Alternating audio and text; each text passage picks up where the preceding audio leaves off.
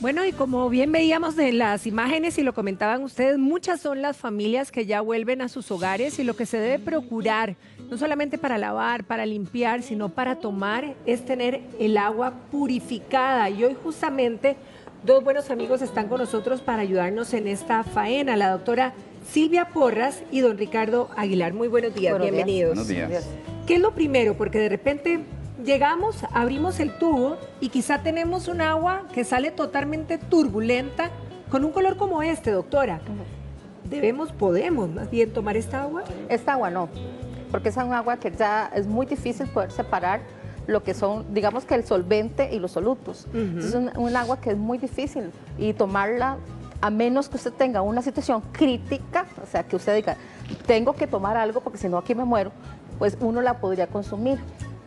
Pero no, o sea, definitivamente la mejor sería tomar un agua de este ese tipo. Exactamente. Ok, entonces la pregunta sería, ¿cómo hacer para poder convertir esta agua y purificarla para que todos los miembros de mi familia puedan hacer los quehaceres de la casa, sobre todo de la cocina, y tomarse el agua? Okay. Lo ideal aquí siempre sería tomar un agua que esté, aunque esté sucia y esta parezca muy, ¿verdad?, muy contaminada, pero es un agua que está más clara, ¿verdad? Entonces, esta sí tenemos el chance, porque tiene partículas más grandes, de poderla inclusive filtrar de una forma casera, por decir así, y después hervirla o clorarla, ¿de acuerdo? Entonces, ¿cómo? Bueno, es fácil. Entonces, por un paño, por ejemplo, ¿verdad?, o la colamos. Son basuritas y así es como vemos el agua que sale del tubo. Exactamente, entonces ya la colamos, ¿verdad? Y obviamente se separa, ¿verdad?, esos solutos y ya vemos que el agua, ¿verdad?, queda totalmente limpia. Queda limpia, pero no está apta para tomar todavía. Ah, ok. ¿Verdad? O sea, está sin esas las basuritas. Exactamente. Entonces aquí sí cogemos y la vamos a hervir.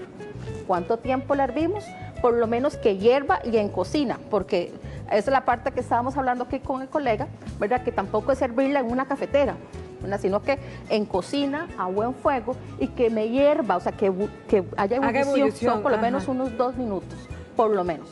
Sí, esto es súper importante. De hecho, trajimos de ejemplo una cafetera. ¿Por qué aquí no? Porque si me dicen hierve el agua, yo hubiera hervido el agua aquí, digamos. ¿Por qué no? ¿Por qué hace la diferencia? Sí, lo que pasa es que el objetivo de hervir el agua es desinfectarla. Bueno, tiene 2 objetivos. Cuando tenemos una inundación, tengo 3 tipos de contaminación. Una, la que estamos viendo aquí, suciedad. La otra es elementos que no son normales en las fuentes de agua, por ejemplo, pesticidas. O sea, acuérdense que todo se mezcla. Sí, claro. Aguas negras, etcétera. Cuando esto sucede, yo tengo que desinfectar el agua y además eliminar los químicos. La ebullición es la mejor forma, porque la ebullición elimina las bacterias y virus, pero además la evaporación, ese vapor, se van los químicos y eso va a ayudar a que el organismo no se exponga a ese tipo de cosas, pesticidas, fertilizantes. Acuérdense que en las zonas que han sido afectadas son zonas principalmente agrícolas y se nos van a mezclar las fuentes de agua. Es importante que aunque el agua se vea así, como decía la doctora, haga todo el proceso.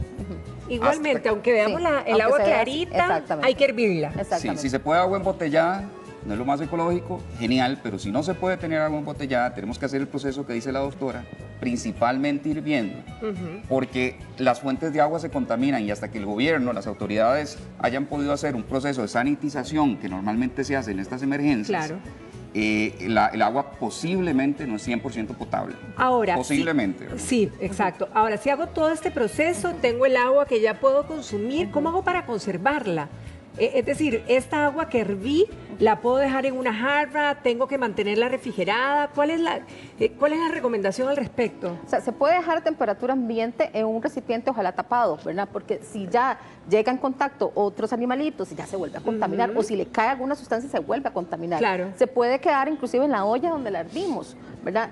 Pero lo que sí no debemos es pasarla a un recipiente que está sucio o que tal vez no lavamos bien, porque se vuelve a contaminar otra vez, ¿verdad? Entonces, yo creo que ahí sí es importante tener en cuenta, sobre todo por la propagación de enfermedades.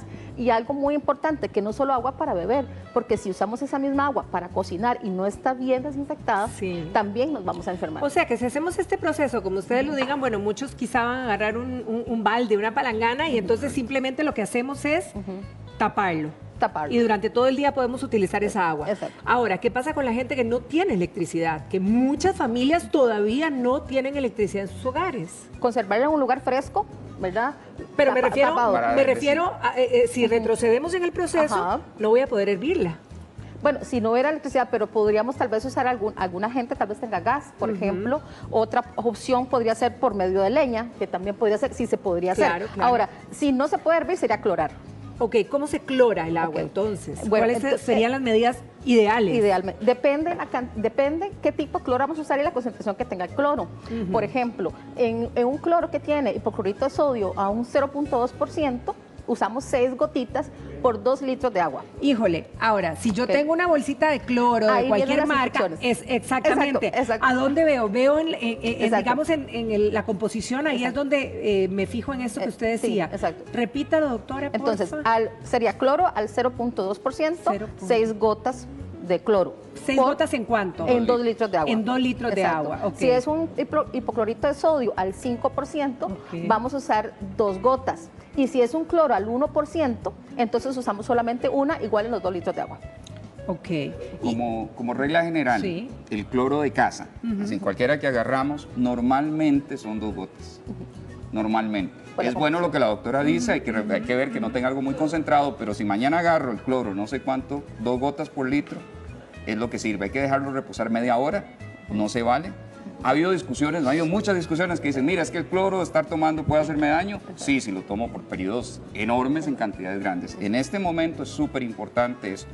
El cloro no elimina todos los virus.